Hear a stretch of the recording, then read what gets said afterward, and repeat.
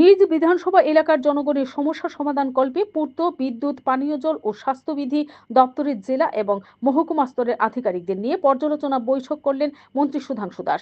বৈঠকে বিগত অর্থবর্ষের বাজেট বরাদ্দের কতটা কাজ হয়েছে এবং কতটা কাজ বাকি রয়েছে, পাশাপাশি চলতি অর্থবর্ষের বাজেট বরাদ্দের দ্রুত বাস্তবায়ন নিয়ে বিস্তারিত আলোচনা হয়েছে বলে জানান মন্ত্রী সুধাংশু দাস।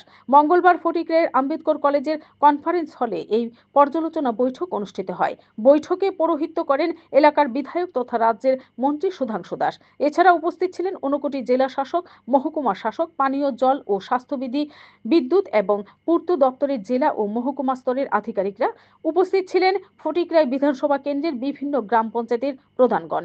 এই পর্যালোচনা বৈঠক প্রসঙ্গে মন্ত্রী সুধাংশু দাস জানান, ফটিকরায় বিধানসভা কেন্দ্রের অন্তর্গত বিভিন্ন গ্রাম পঞ্চায়েত এলাকার রাস্তাঘাটের সমস্যা, পানীয় জলের ইস্যু, বিদ্যুৎ পরিষেবা নিয়ে বৈঠকে বিস্তারিত আলোচনা হবে।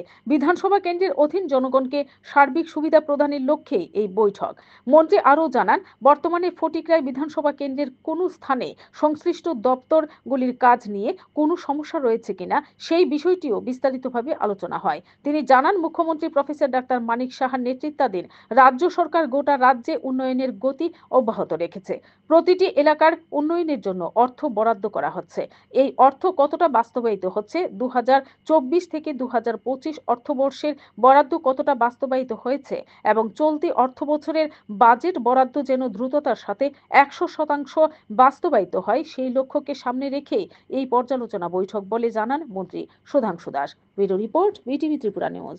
এই বৈঠকের মূল উদ্দেশ্য হচ্ছে এই বিধানসভা কেন্দ্রের মানুষকে সার্বিক দিক থেকে সুবিধা পৌঁছে দিতে, বিশেষ করে রাস্তাঘাটের ব্যবস্থাকে সম্প্রসারিত করা, পানীয় জলের ব্যবস্থাকে সুনিশ্চিত করা, আমাদের 24/7 ইলেকট্রিসিটি পাওয়ার কানেক্টিভিটি সুনিশ্চিত করা, এই বিষয়ের উপর আমাদের পর্যালোচনা হবে এবং বর্তমানে আমাদের বিধানসভা কেন্দ্রের কোন কোন জায়গায় মেসিভ প্রবলেম রয়েছে, কোন জায়গাতে ইস্যু রয়েছে যেগুলি সমাধান হয়নি কিছুদিন যাবত, এগুলি নিয়ে আমরা আলোচনা করব।